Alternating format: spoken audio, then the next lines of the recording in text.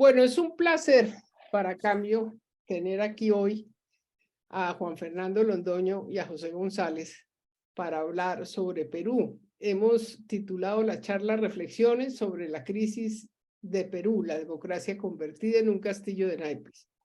Y gracias a Álvaro Jiménez y a José Luis Ramírez por haberle sugerido a Cambio realizar esta charla en esta coyuntura. Voy a contarles a los que no los conozcan quiénes son nuestros panelistas de hoy. Juan Fernando Londoño es asesor de la presidencia ejecutiva de la CAF, asesor en temas de fortalecimiento institucional, gestión pública, gobernabilidad y riesgo político. Cursa estudios de doctorado en Derecho en la Pontificia Universidad Católica de Perú y está elaborando una tesis sobre corrupción en el financiamiento político. Es ministro plenipotenciario en la Embajada de Colombia en Perú, fue viceministro de Interior y asesor del equipo negociador del gobierno colombiano en el proceso de paz. Asesoró al comisionado de paz para la implementación del acuerdo y el proceso de reincorporación. Creó y dirigió el Centro de Análisis y Asuntos Públicos con el objetivo de realizar análisis de riesgo político y diseñar estrategias de sostenibilidad social para proyectos extractivos. Su trayectoria incluye cargos en el sector público y en organismos internacionales. Ha sido profesor universitario y conferencista internacional. Sus mayores especialidades se relacionan con trabajos de asesoría e investigación en temas de gobernabilidad democrática, reformas institucionales, modernización del Estado, financiamiento político, lucha contra la corrupción, participación ciudadana y eficiencia del Estado. Y José González es analista peruano de Arequipa, como decíamos, graduado en Ciencias de la Comunicación de la Universidad de Lima, obtuvo una maestría en International Affairs en la Universidad de Columbia en Nueva York y un doctorado en Sociología en la Universidad de California.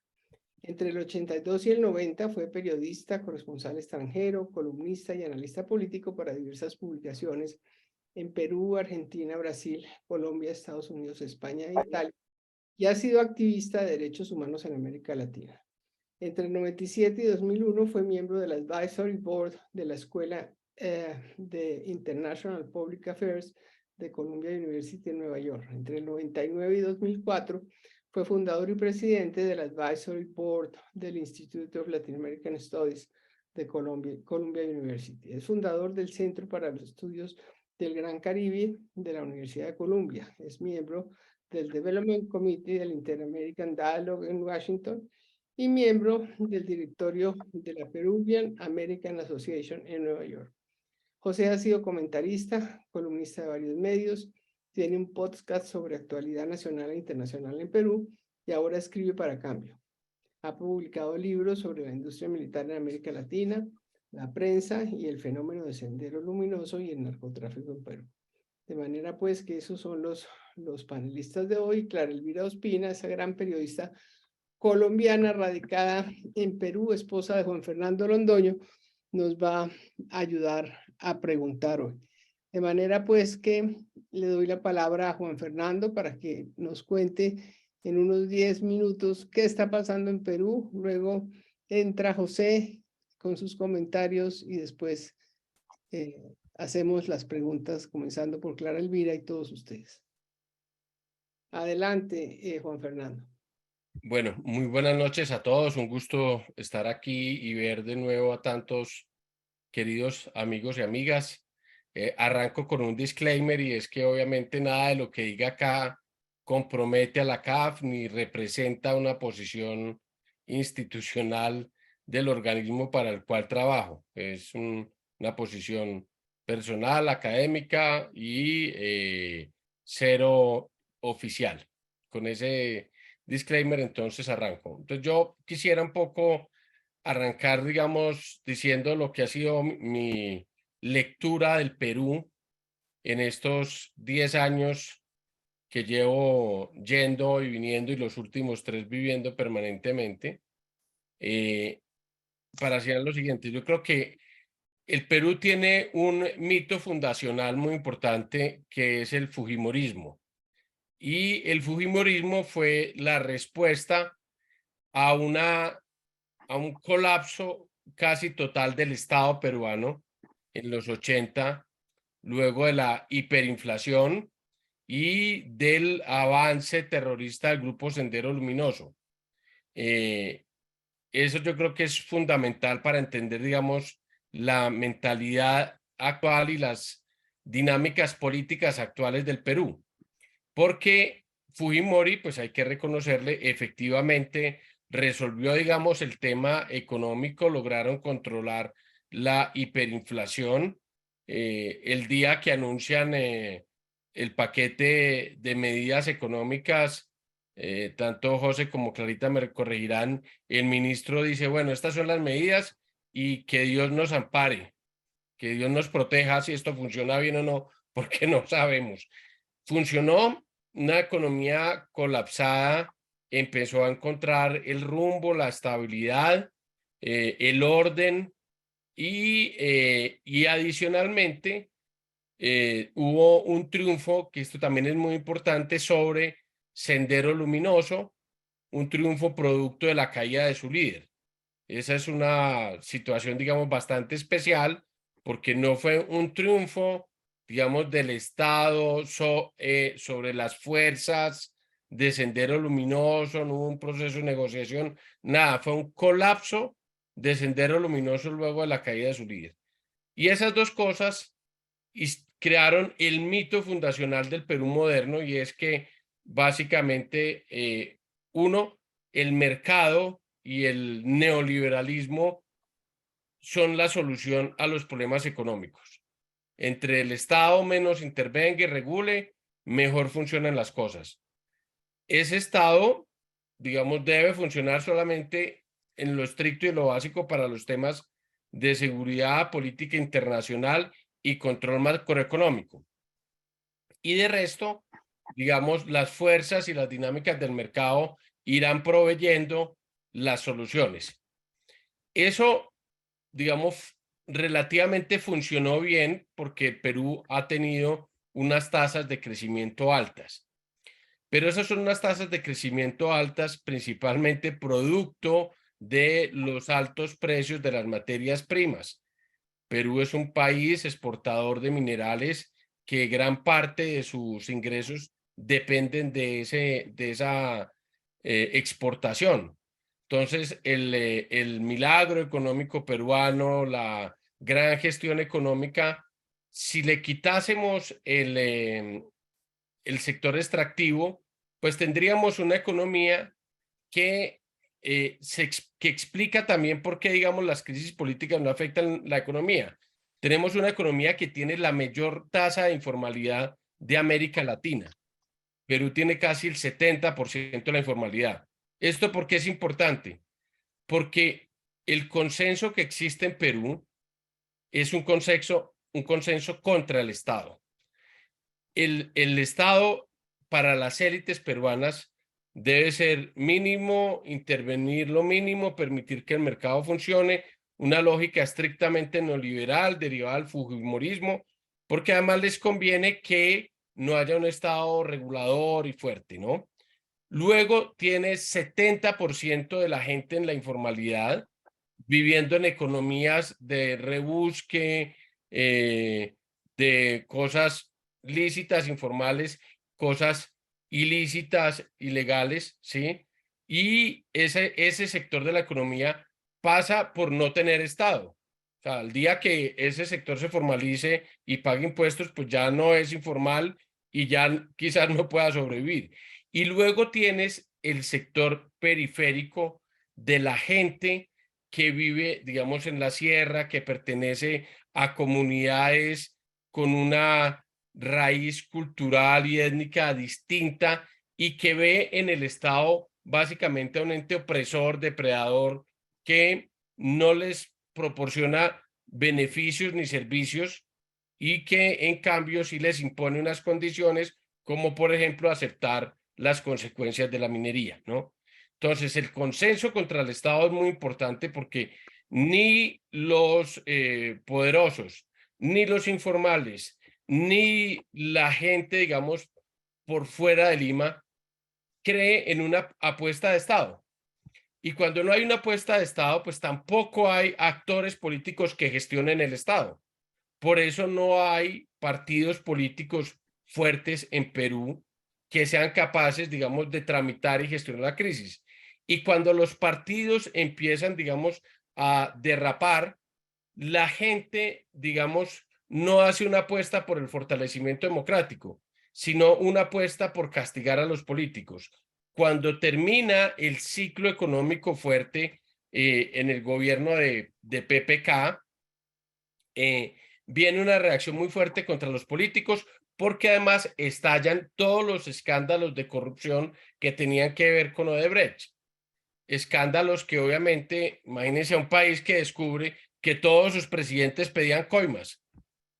¿Sí? O sea, es una cosa que es muy fuerte incluso para las élites, ¿no? Yo he tenido discusiones con muchos peruanos que me dicen, pero no me vengas a decir que en Colombia los presidentes no son corruptos. Yo le dije, bueno, no sé si son corruptos o no, pero lo que sí te digo es que no piden coimas, o sea, no andan así, son corruptos por lo menos más elegantes de otro estilo, haciendo las cosas de otra manera, pero esta cosa de las coimas y de la simpleza, pues es muy fuerte descubrir que todos tus expresidentes están involucrados, luego que viene, digamos, este declive del ciclo económico y entonces viene un castigo a los políticos que encuentra, digamos, su mejor expresión en Vizcarra. Pues Vizcarra reemplaza a PPK. PPK es muy importante esto para mí y es PPK representaba el mismo modelo económico que el fujimorismo y sin embargo el fujimorismo se volvió, digamos, enemigo de PPK y le declaró la guerra hasta que lo hizo salir del gobierno. Y eso es muy importante. ¿Por qué? Porque el fujimorismo, que era la fuerza mayor, termina siendo también preso de todos estos intereses informales y criminales. Entonces, usted imagínese un partido donde están reunidos las élites empresariales, los sectores informales y los sectores criminales, juntos, tratando de establecer un modelo de gobierno que básicamente lo que necesitaban era que PPK y su equipo renunciara a una propuesta de modernización del Estado y de fortalecimiento del Estado. Y por eso el primer ministro que se tumba el fujimorismo en PPK es, Clarita, ¿me ayudas con el nombre? Zamora, el ministro de Educación. Jaime Saavedra. Saavedra, perdón. Jaime Saavedra, un tipo que hoy en día es funcionario del Banco Mundial. Es el director mundial, perdona, de educación del Banco Mundial.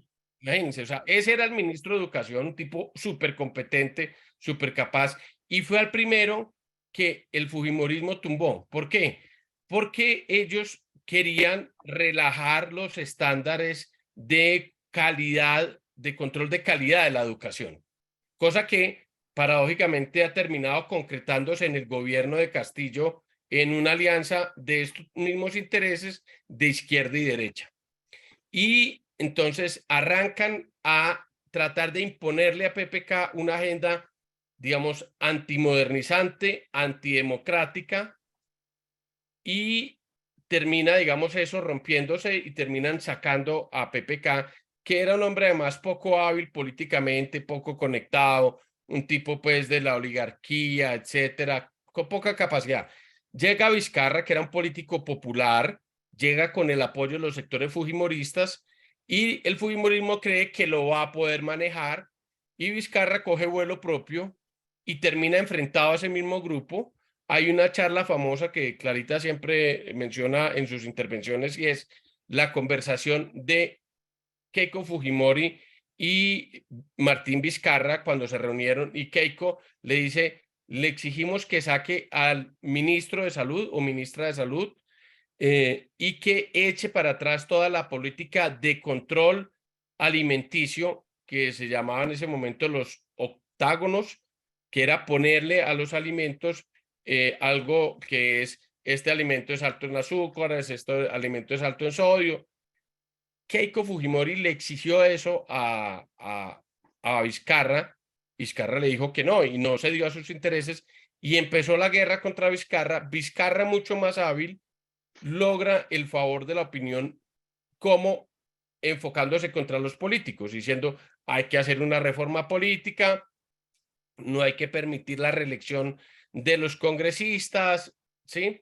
Y ese enfrentamiento con los congresistas le permite a él ganar popularidad, sacar adelante la reforma, pero en un plebiscito, pero quedar enfrentado a esos sectores. Y esos sectores, pues obviamente empiezan a tensionar la cuerda, a acusarlo a él también de corrupción, etcétera, y Vizcarra da un paso adelante de ellos y disuelve el Congreso constitucionalmente. Ahí hay un tema importante, claro, porque el presidente Petro el otro día dijo eso y se equivocó por no tener la información completa. Claro, la Constitución permite disolver el Congreso, siempre y cuando haya 2 negaciones de confianza a solicitudes del Ejecutivo. Tiene que haber 2.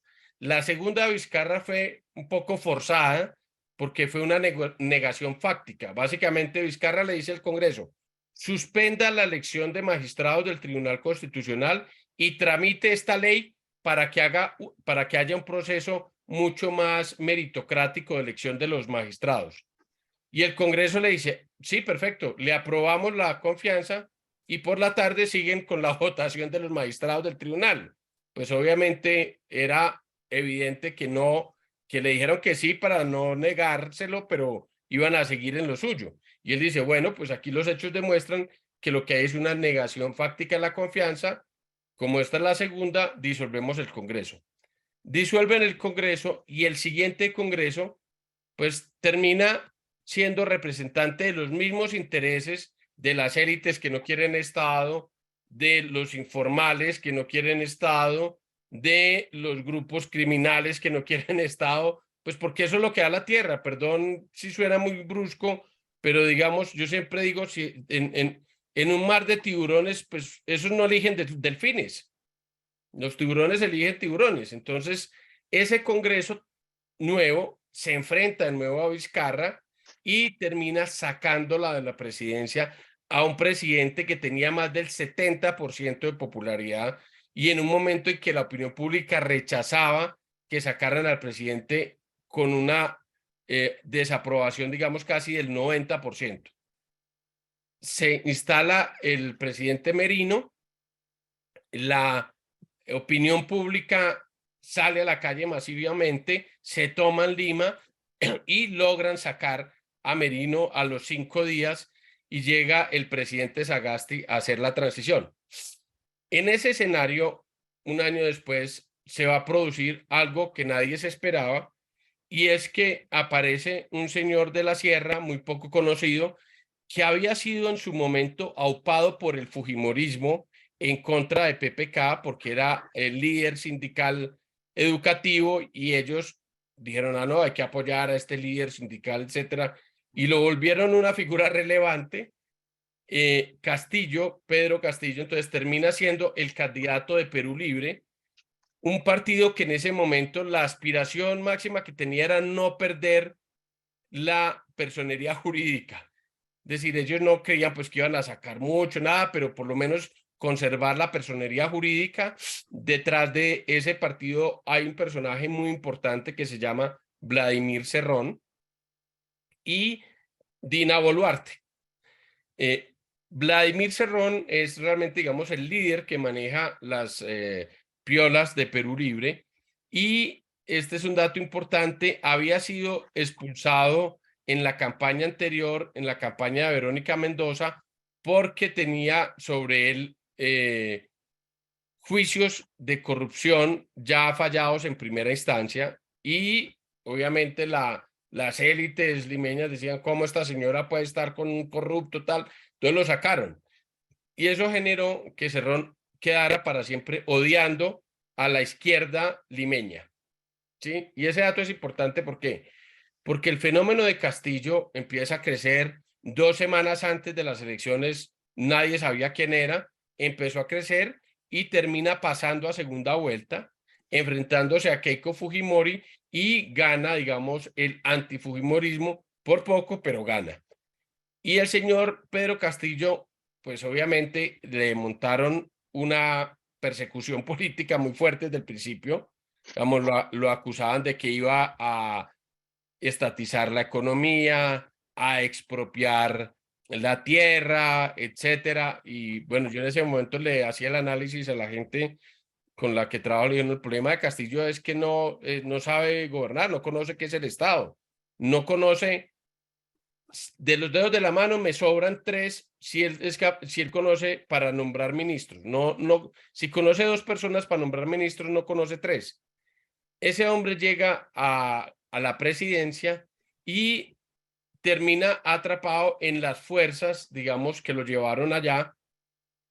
En un primer momento intenta, digamos, conservar una cierta relación con la izquierda limeña, que es lo que se llama allá en el Perú despectivamente los caviares, pero que es básicamente una izquierda ilustrada, moderna, que ha pasado por la universidad, que es capaz de aportar los cuadros. Esa izquierda, recuerden, está enfrentada contra Cerrón. Y Cerrón toma la decisión de que no puede gobernar Castillo con ellos. Y como se viene rápidamente la primera moción de vacancia contra Castillo en diciembre, o sea, 6 meses, no han pasado 6 meses y ya el Congreso estaba votando la primera moción de vacancia. En ese momento, los votos de Perú Libre fueron los votos claves para impedir que la oposición consiguiera los 87 votos que necesitaba. Y en ese momento Castillo descubre y su entorno que la única forma de gobernar es tener contento a esos 37 votos, más algunos adicionales que le sumaban 42, a veces 45, y que su suerte y su permanencia en la presidencia depende de ellos. Y entonces vienen ellos y empiezan a tener una actitud extorsiva y de chantaje contra Castillo. Le piden que saque, digamos, a los caviares. Saca en ese momento al ministro de Salud, que era el hombre, digamos, más competente del gabinete. Nuevamente, la buena memoria de mi querida esposa me ayudará aquí, ¿cómo es el nombre del ministro de Salud? Hernando Ceballos. Ceballos. Lo sacan porque Cerrón exige que le den a él el Ministerio de Salud. Y nombran en su reemplazo a un tipo que vendía agua, agüita, ¿cómo se llamaba? Agua Arracimada. agua arracimada. O sea, un médico que vendía básicamente fórmulas mágicas para aliviar a la gente durante el COVID. Pero lo importante de eso es que en ese momento suceden dos cosas. Uno, Castillo se aísla totalmente de las fuerzas modernizantes ilustradas de la izquierda y de los cuadros meritocráticos y termina atrapado por la izquierda radical que empieza a depredar el Estado porque no tiene cuadros. Entonces empieza a poner un montón de gente que obviamente se devolvieron un permanente talón de Aquiles en el gobierno, porque nombraba gente sin cumplir los requisitos, gente con investigaciones, etcétera, y gente que efectivamente llegó a cometer actos de corrupción. Es innegable. Uno puede todavía debatir qué tanto el presidente estaba involucrado en eso, pero lo que es innegable es que sus ministros sí tenían hechos de corrupción. Y en esa situación es que llegamos a la situación de principios de este mes, cuando se intenta votar una tercera vacancia. Ya una segunda vacancia se ha votado y nuevamente este bloque lo protegió y no había, digamos, problema con eso. En esta ocasión, ese bloque todavía estaba, pero el presidente, a mi modo de ver mal asesorado, pensó que iba a perder ese bloque y que lo iban a traicionar. ¿Por qué? Porque era tanto la extorsión, el chantaje que hacían sobre él, que dos hechos llevaron a que él y su entorno pensaran que efectivamente el Congreso iba a obtener los votos suficientes para la vacancia. Y uno es que Perú Libre la semana anterior, 2 semanas antes, había votado a favor de que se modificara la fecha que estaba prevista para votar la vacancia. Como siempre, digamos, lo que hacía Cerrón era mandarle mensajes a Castillo: oiga, recuerde que su suerte está en mis manos, ¿no? Entonces le mandó ese mensaje. Y luego la misma semana de la votación de vacancia, archivan el proceso contra Dina Boluarte en la Comisión de Investigaciones de Acusaciones Constitucionales con los votos de Perú Libre. Entonces, el entorno de Castillo lo que dice, no, está todo cuadrado para votar la vacancia y poner a Dina. Y lo convencen a Castillo, y no es que esté excusando a Castillo, lo que pasa es que evidentemente él no es un hombre con el vuelo para tener esta capacidad de imaginarse esto. Lo convencen de que lo que tiene que hacer es un golpe de Estado y cerrar el Congreso y decir que va a convocar una constituyente con, digamos, con el éxito que todos sabemos. O sea, el peor golpe de Estado de la historia, el más torpe, lo dio el señor Pedro Castillo, que lo dio a las 10 de la mañana y a la 1 de la tarde, a las 2 de la tarde estaba preso, ¿sí? Entonces, ¿por qué se da eso? Pues por un acoso permanente de la derecha, que desde que fue elegido dijo, hizo fraude en las elecciones, lo vamos a vacar, no dura 6 meses, permanentemente denunciando, digamos, si uno mira las portadas del diario El Comercio durante un año, el único tema de primera página para el diario El Comercio era algún tipo de acusación contra Castillo. Entonces, y así, digamos, todo el entorno mediático contra Castillo, y obviamente eso hace que el tipo viva paranoico, porque además empieza la fiscalía a perseguirlo a él y a perseguir a su familia.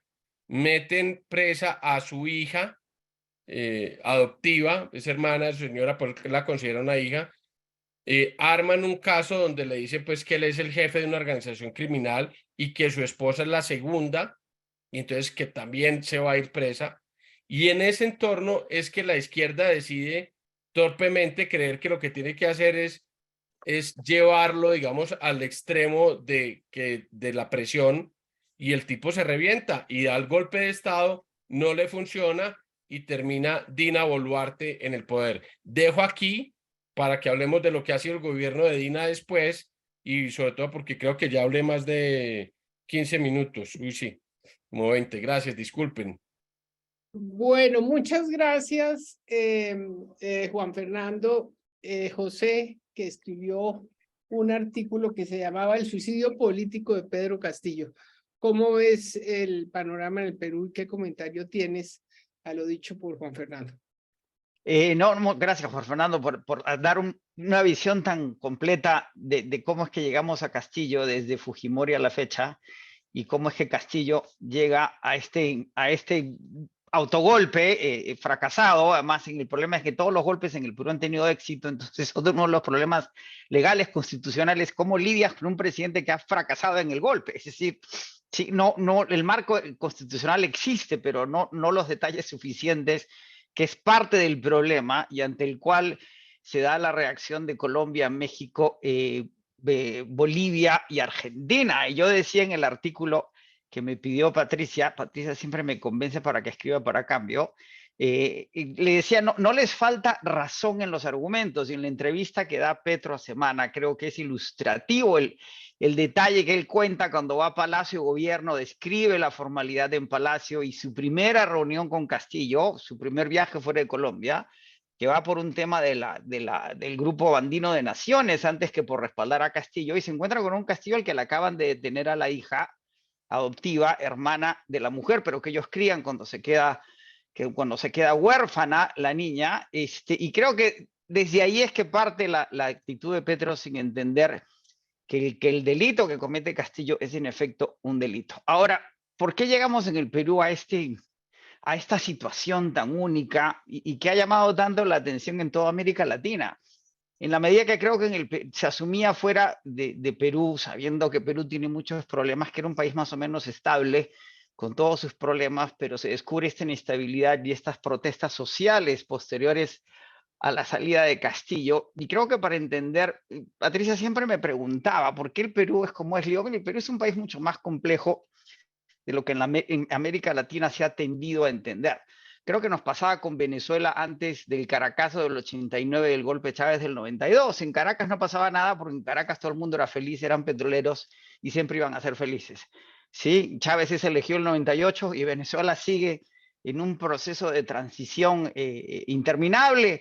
Aparentemente Guaidó no va a ser más presidente a partir del 5 de enero, la normalización continúa, los Estados Unidos acaban de sancionar la salida implícitamente de Guaidó y veremos qué pasa. Pero en el caso del Perú parece que entramos a una situación distinta. Y él decía, mira, Patricia, para entender a Castillo hay que definirlo correctamente. Yo no creo que Castillo sea necesariamente incompetente o necesariamente ignorante, pero es precario, es torpe y es inútil. Y en el artículo que escribo para Cambio trato de explicar de dónde viene esta precariedad, de dónde viene esta torpeza y de dónde viene esta inutilidad. Y lo acaba de decir Juan Fernando en la evolución política del Perú de las últimas décadas, cómo se conforma ese Estado que no termina de consolidarse. Y Alberto Vergara, que es probablemente el politólogo más lúcido que ha parido el Perú, hemos tenido grandes sociólogos, grandes antropólogos, pero nunca habíamos tenido un buen politólogo. Y Alberto Vergara tiene una frase que creo que ilustra la historia del Perú. Él dice que el Perú es un país de ciudadanos sin república. Sí, en el Perú se ejerce la ciudadanía, pero fuera de un marco legal republicano, porque el ideal republicano no se llega a consolidar en el Perú. A pesar de 200 años de historia republicana y del hecho de que la independencia de América Latina se consolida en Junín y Ayacucho, en el Perú, pero queda claro a lo largo de la historia que en el Perú siempre ha habido una gran naturaleza conservadora, somos muy conservadores.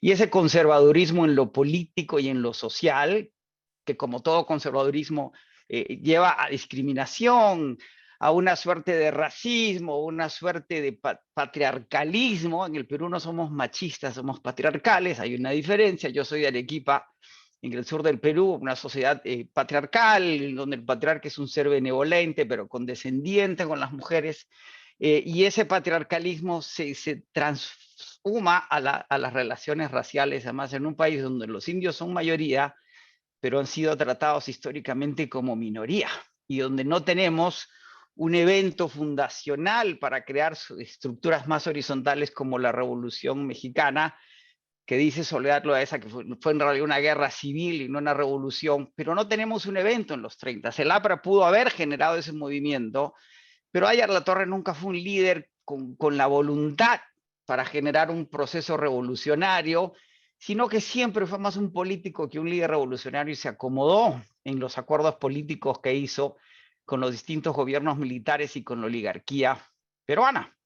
Y citaba en ese artículo también que escribí para Cambio que Basadre, que hoy día se cita mucho, decía que en el Perú no se puede uno pelear con la oligarquía. Y decía, por otro lado, que en el caso de Castillo, como yo lo ilustraba a Juan Fernando, la oligarquía se pelea con Castillo. Incluso antes de ese primer intento de vacarlo de diciembre de su primer año de gobierno, antes que llegara a la presidencia, Castillo en los 60 días entre la segunda vuelta y el 28 de julio, cuando se asume la presidencia, hacen lo imposible por impedir que llegue a la presidencia. Y tanto así que solo le dan 8 días a este presidente precario, torpe, inútil, para que forme un gabinete. Por primera vez en la historia reciente del Perú, el presidente jura sin tener un gabinete. Y eso refleja la precariedad en la que va a vivir Castillo por el próximo año y medio, 17 meses, y este golpe que fracasa. Ahora, vamos para atrás. ¿Por qué el Perú además entra al siglo XX con esta ausencia de un régimen republicano? ¿Por qué este espíritu conservador, oligarca, no se termina de consolidar en una sociedad, en un sistema de virtudes, que es lo que planteaban los griegos como el sistema republicano? Recuerden, por otro lado, que Bolívar es echado del Perú. La figura de Bolívar no es aceptada como una figura positiva necesariamente en la historiografía y en el imaginario peruano. Y por otro lado, porque en el caso del Perú la independencia no es el movimiento fundacional de la historia republicana del Perú. El evento más importante en la historia republicana del Perú es la guerra con Chile y la ocupación de Lima por Chile por 4 años. Eso es a fines del siglo XIX, en 1879 es la guerra, es una guerra en la que el Perú pelea con un gran pundonor. Todos nuestros grandes héroes, los que recordamos en el colegio, son Bolognesi, Grau, Avelino Cáceres, el que emprende la resistencia en la Sierra del Perú. Y en ese momento se funda lo que va a marcar lo que el profesor José Luis Renique de CUNY y creo que es quien tiene las claves importantes para entender la evolución del Perú en el siglo XX, se crea el radicalismo peruano. Manuel González Prada, el intelectual público más importante en la historia republicana del Perú, se encierra en su casa durante la ocupación chilena de Lima y escribe una serie de manifiestos que van a marcar lo que es el desarrollo ideológico político de las élites pensantes en el Perú en el siglo XX. Y ese radicalismo continúa a lo largo de toda la historia, los imaginarios, las narrativas, desde el indigenismo hasta Sendero Luminoso, apuntan a ese radicalismo, al cambio radical de un sistema que habiendo traicionado los ideales de la nación. Recuerden que el presidente Prado, durante la guerra con Chile, hace una gran colección de oro de las señoras que donan sus joyas y sus diamantes y se va a Francia a comprar cañones en plena guerra y nunca regresa. Y tampoco llegan los cañones y tampoco llega el dinero. La oligarquía traiciona una vez más al Perú, se alía con los militares en el siglo XX, hasta que llegamos a la revolución, al golpe de Velasco de 1968, contra cualquier expectativa. Los Estados Unidos propicia el golpe como lo hacen el resto de América Latina, tenían ciertos temores al reformismo de Fernando Belaúnde Terry y terminamos teniendo un gobierno militar revolucionario que implementa una reforma agraria, acaba con la oligarquía como existía. Haciendas como la Hacienda Roma en el norte del Perú era una hacienda que iba desde la costa hasta la selva y en donde los dueños de la hacienda prácticamente habían creado centroestados. Este sistema de haciendas que tenía una coexistencia con el sistema, con las mayorías indígenas, colapsa. Al colapsar el sistema se encienden, el orden social existente en ese momento se destroza, que el país entra en un estado de anarquía en la zona andina, y de ahí nacen dos movimientos. Uno, una necesidad de modernizar el Estado, con la constituyente de 1980. Por primera vez en 1980 se le da el voto a los analfabetos, que en ese momento eran el 26% de la población. Los padres de Castillo, del expresidente Castillo, son analfabetos funcionales. Eran pongos, eran siervos de una hacienda en Cajamarca que se acaba en el 68, cuyos dueños eran los tíos de quien fue la presidenta del Congreso durante el primer año de Castillo, ¿sí? Al mismo tiempo, al deshacerse el orden oligárquico, se deshace el orden, la relación que tenían con las comunidades andinas. De esa anarquía nace de alguna forma el movimiento de Sendero Luminoso. Se le da este voto de nuevo al 26% de los analfabetos. Hay que tomar en cuenta que para los años 40 el 46% de la población era analfabeta, y entramos a este ensayo de establecer un orden republicano moderno que solo afecta al 17% de la población, más o menos, que es lo que vive en Lima, que es la parte que es moderna, es la parte que es avanzada, contra unas provincias que empiezan a entrar a la modernidad en sus propios procesos, medio caóticos, medio constructivos, pero absolutamente informales, como decía Juan Fernando. Si el 70-80% de la población y la economía vive en la informalidad, el Perú es un país formal o es un país informal. Y la forma de gobernar en esa informalidad es a través de sistemas y de networks, para usar el tema en inglés, pero networks locales, muy corruptos, muy de una sobrevivencia muy grande, ¿sí? En un momento además que entre el año 80 y 85, cuando gobierna Belaúnde, viene el default de la deuda peruana en el marco de la moratoria unilateral de las deudas latinoamericanas. Tenemos un efecto del Niño 84 que genera una crisis muy grande. Viene el gobierno de García, donde se hace hiperinflación de 2.250.000% en 5 años.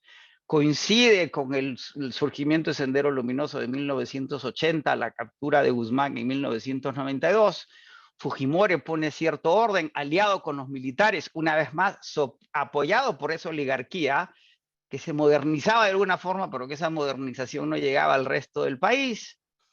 Fujimori cae él mismo en una corrupción con los mandos militares y con ciertos sectores de la oligarquía que nos llevan a su salida y su renuncia por fax después de 11 años de gobierno, y viene este intento de generar un Estado que funcione. Tenemos 8 presidentes en 12 años, 7 presidentes en los últimos 7, 6 en los últimos 6, y una lucha contra una corrupción que está enquistada en un aparato del Estado informal. José Matos Mar, un sociólogo que escribe un libro muy importante para el Perú en los 80 que se llamaba El desborde popular en la crisis del Estado, que lo había proyectado desde otra perspectiva, creo que es el que termina de suceder. La elección de Castillo lleva a que este desborde popular, que estas provincias que se imponen al centralismo limeño finalmente llegan al poder. Ahora no es un fenómeno aislado, sucede en el Brexit, sucede en el referéndum por la paz en Colombia, acaba de suceder con el plebiscito por la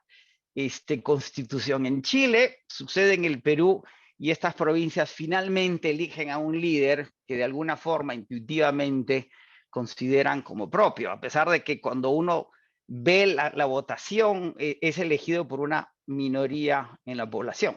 Y para terminar, ¿cuál es el problema en el Perú? Hoy día, por ejemplo, 23 de los 24 gobernadores elegidos, acaba de haber una elección en donde se han elegido gobernadores y alcaldes a nivel de todo el país, pero en esta camada de gobernadores que están saliendo, 23 de los 24 gobernadores están acusados criminalmente por corrupción.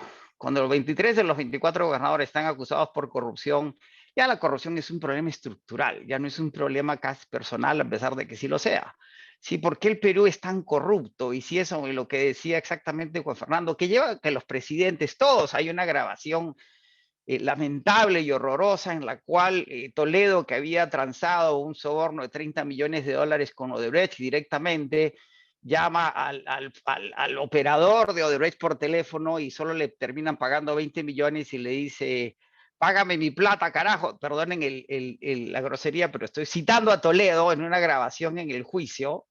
Pedro Pablo Kuczynski, que fue presidente de First Boston, ministro de Energía durante el primer gobierno de Belaúnde, ministro de Economía en el gobierno de Toledo, presidente del gabinete premier en el gobierno de Toledo, acepta pagos de Odebrecht a su compañía en Miami mientras que él era presidente en el Perú, terribles conflictos de intereses. Y llegamos a este punto en el cual en el Perú existe esta contradicción, en esta precariedad política en la que vivimos. El Perú es el país más solvente de América Latina, más solvente incluso que Chile. Tenemos una relación de deuda contra Producto Interno Bruto de 30%, cuando la calculamos en términos netos del 24%. El sol es una de las pocas monedas que en el mundo que se fortalece en el marco de todas las monedas se debilitan. La inflación está por debajo del 3%, a pesar del COVID y todos los temas que hemos tenido. El Perú va a cumplir con su meta fiscal, que es por debajo del 2,5% del déficit fiscal el próximo año, según el Fondo Monetario Internacional, el país que más crece en América Latina el próximo año, independientemente de Venezuela, que se sigue recuperando con una tasa de crecimiento del 6%, es el Perú con el 2,6%, el siguiente es Colombia con 2,2%. ¿Cómo es que esta solvencia que compensa esta anarquía política existe y si se puede mantener o no? Y la gran pregunta, y es un poco en este viaje que acabo de hacer al Perú, estuve 25 días de trabajo, les decía, el problema con el Perú es que seguimos obsesionados con esta mentalidad de ser un país pobre, y recordemos por otro lado que el Perú es el 6º país con la mayor cantidad de muertos durante la pandemia del COVID en términos absolutos, el número 1 en el mundo, cuando se miden muertos por población en términos de per cápita, lo cual subraya la precariedad del estado de salud de los peruanos, porque hay una mafia en la educación. En el Perú se invierten, se gastan muchísimo dinero la gente en la educación porque lo sienten como su principal escape de la pobreza y la precariedad. Por eso tenemos tantas universidades truchas, o sea, que existen pero no están siendo reconocidas. Hay un cartel de universidad informal que quiere oficializarse vía la corrupción. Y yo les decía a los empresarios peruanos, les decía, el problema es que el sistema como existe solo funciona para ese 13-17% en Lima que vota por las alternativas conservadoras. Hay que tomar en cuenta también que este radicalismo peruano es político, pero Castillo, como muchos otros líderes en la región ya, es radical en lo político, no es socialista, no es comunista, pero es muy conservador en temas sociales. Sí, pero ¿por qué solo le funciona a estos conservadores? ¿De qué les sirve una baja inflación, un tipo de cambio muy estable a los habitantes de las provincias que siguen viviendo sin servicios, sin salud, sin educación adecuada, sin una perspectiva más allá de sobrevivir la informalidad. Y les decía, el problema es que en este capitalismo del consenso de Washington, de las reformas de Reagan, que está en un proceso entrópico a nivel global, en el Perú seguimos obsesionados con el crecimiento en la inversión extranjera cuando deberíamos empezar a enfocarnos en el desarrollo y en el uso de esa solvencia doméstica que hemos generado para invertir en el capital más importante, que son los propios peruanos. Muy bien. Yo quisiera hacer básicamente dos preguntas que son las siguientes. Uno, ¿cuál es la perspectiva en el Perú con la presidenta Dina Boluarte? Y otra, ¿cómo ven en Perú la actitud de Colombia, México, Argentina y Bolivia? Y específicamente el presidente Petro. No sé si quiere comenzar Juan Fernando. Sí, vale. Bueno, creo que esas son las dos preguntas clave en este momento. Dina Boluarte. Ella es una persona de izquierda que ha hecho, digamos, una carrera política no muy solvente, digamos, no ha sido un personaje exitoso, pero termina llegando a la presidencia en esta fórmula con Castillo, y a ella se le reconoce que es una persona, digamos, más preparada, más sensata, etcétera. Pero le pasa esta cosa de lo que yo creo que es también una mala lectura de parte de la izquierda. Ella fue elegida en la fórmula de Castillo y Castillo cae por culpa de su propio error.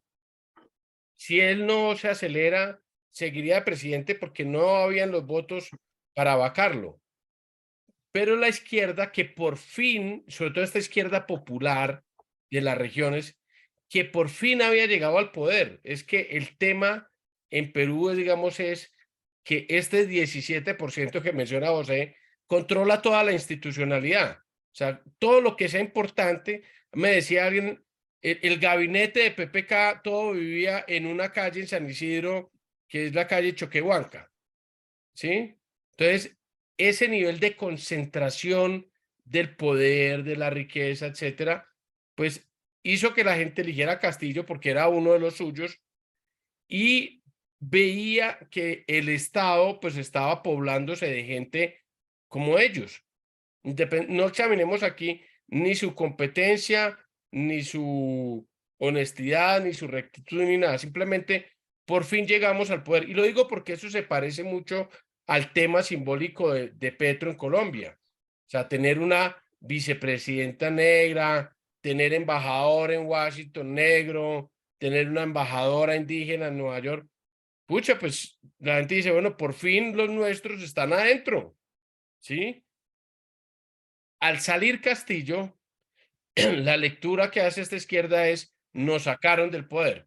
Entonces, en lugar de acercarse a Dina para decir, bueno, nosotros somos el equipo de gobierno que estaba con Castillo y vamos a seguir siendo su equipo, vamos a protegerla de la vacancia como protegimos a Castillo, pero vamos a seguir gobernando nosotros con usted y miremos a ver qué cosas hay que ajustar, posiblemente los equipos de gobierno, etcétera. La izquierda decide montarse en el cuento de que habían básicamente dado un golpe a la derecha, no reconocer a Dina y pelear con ella. Y entonces, ¿qué sucede en política? Que cuando uno no lo apoyan de un lado, pues uno tiene que buscar algún lado del cual agarrarse, ¿sí? Si de este lado no me puedo agarrar, pues me agarro a este lado.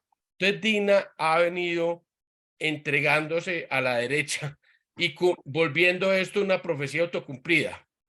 No necesariamente tenía que haber sido así, pero la mala lectura de la izquierda de decir que lo sacaron y que fue un golpe contra Castillo y pelear contra Dina, lleva a Dina a que se refugie en la derecha y Dina pues básicamente está gobernando con y para la derecha, así sea una mujer de izquierda. Entonces, el problema es que uno puede gobernar con y para la derecha, pero nunca va a ser del gusto de la derecha. No es una persona confiable para la derecha y en cualquier momento le pueden simplemente dar su patadón y sacarla. Es decir, ella no está en una posición sólida de gobierno y adicionalmente, pues se ha vuelto esto una profecía autocumplida. Al gobernar para la derecha, la gente en las regiones dice, ah, sí ve que sí, fue la derecha la que sacó a Castillo para volver ellos, para volver los mismos de siempre a gobernar. Entonces, está en una situación débil, complicada y muy entregada a ese grupo. Entonces, ¿qué sucede con Petro y con AMLO y eso? Que, como mencionó José, ellos tienen la intuición correcta del tema. Realmente a Castillo lo acosaron, se le inventaron un fraude electoral que no existe. Todavía esta gente dice que eso existió, ¿sí? Y desde el primer día le declararon la guerra, a no dejarlo gobernar, a sacarlo. Digamos, su ambición era sacarlo antes de que cumpliera 6 meses y por eso es que hacen una moción de vacancia en diciembre del primer año de gobierno de Castillo. Le censuran la mayor cantidad de ministros que ha habido en la historia de Perú censurados y esta reacción de Petro y de AMLO, etcétera, pues a mí me parece que aunque tiene un buen sentido, pues se equivoca en lo factual. Entonces, ellos hacen el análisis correcto, pero tienen los datos equivocados, porque no puedes decir que lo de Castillo no fue un golpe de Estado. Entonces, digamos, si uno es de izquierda democrática, pues tiene que ser como Boris y decir, bueno, es que yo, golpes de izquierda, golpes de derecha, yo no estoy con eso, ¿sí? Y denunciar el golpe y decir, pero de todas formas queremos que se proteja y que haya habido proceso para Castillo y para su familia, etcétera.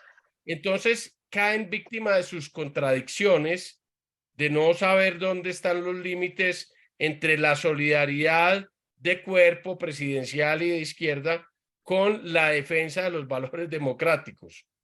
Y entonces eso terminan dándole papaya a la derecha peruana para que se envalentone con un discurso nacionalista contra Petro, contra AMLO, que por fortuna creo que las cancillerías han terminado haciendo damage control de que eso no es Cali.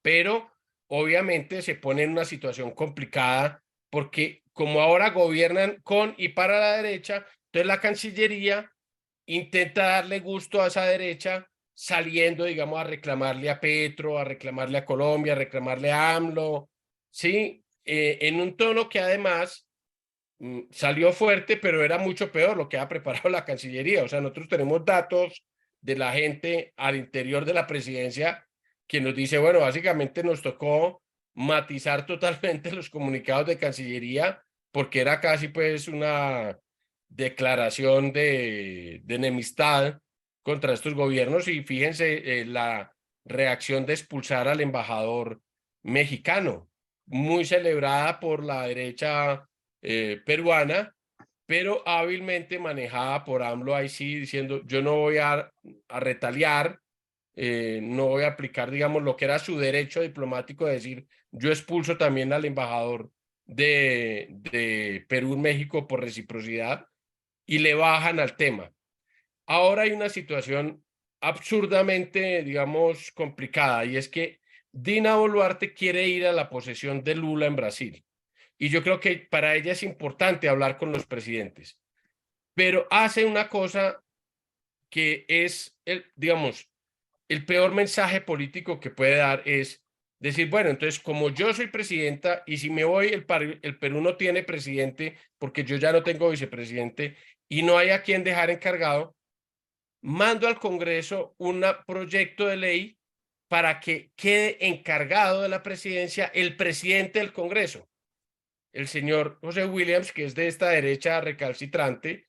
Y claro, una cosa que es además absolutamente inconstitucional, o sea, hasta los constitucionalistas de la derecha fujimorista han dicho, el señor García Belaúnde, el señor Natalian Primo, han dicho, esto es inconstitucional, pero igual la van a aprobar porque es la oportunidad de que ver la derecha uno de los suyos con el fajín presidencial, así se ha encargado.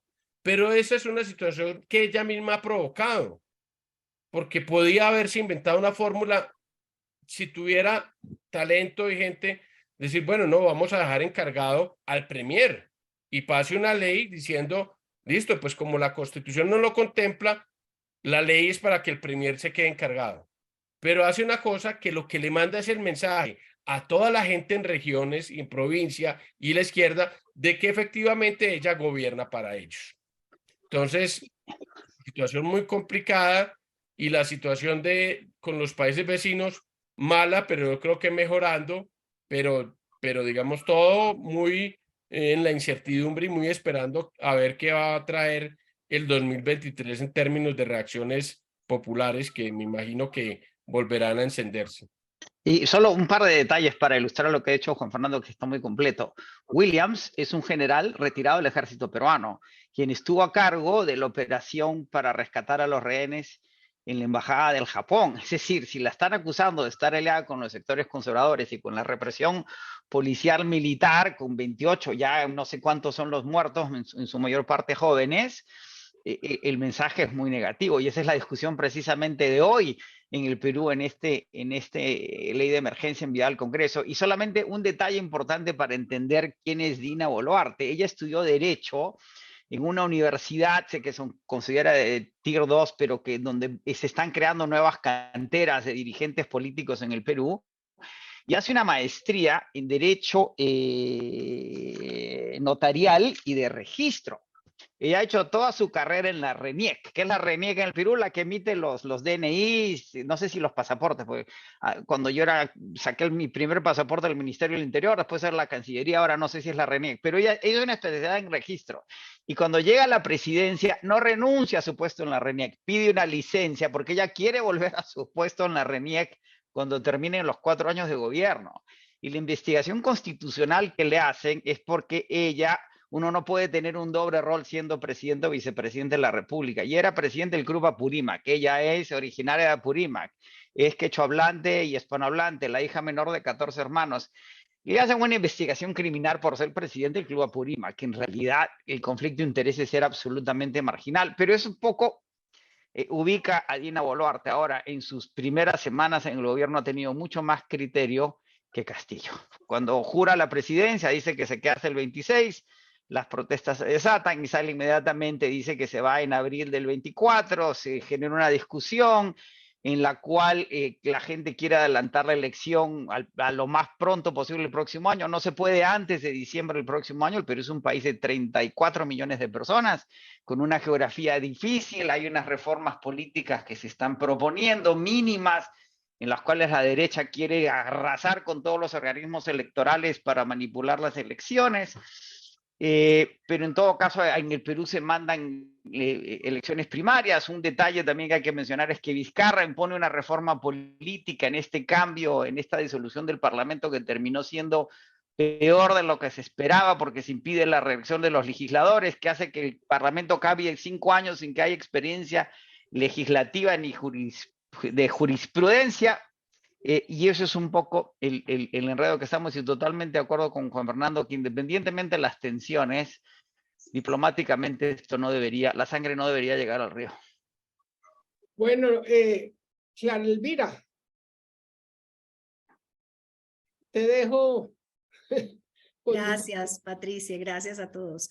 Pues como yo tengo el privilegio de hacerle preguntas a mi esposo en cualquier momento, entonces prefiero hacerle una pregunta a José sobre un tema que él ha estudiado ampliamente, y que es este tema de los radicalismos, de la protesta social, de la inconformidad, del malestar del sur, de los pueblos excluidos, postergados, y también en la condición de arequipeño, te quiero preguntar, siempre en Perú pues plantean que Arequipa es una república, que hay que sacar pasaporte para ir a Arequipa, pero ahora son estas comunidades radicales, estas comunidades que están inconformes con el Estado, que están inconformes además con lo que está ocurriendo y que sienten efectivamente que hay una traición a lo que ellos querían, están promoviendo pues una independencia del sur. Entonces, porque ellos tienen los recursos mineros y porque ellos generan, digamos, un gran valor, pero son las zonas más pobres del Perú y más abandonadas por el Estado. ¿Cómo ves eso? Y sobre todo, lo más importante que quiero saber es si tú crees que eso puede escalar.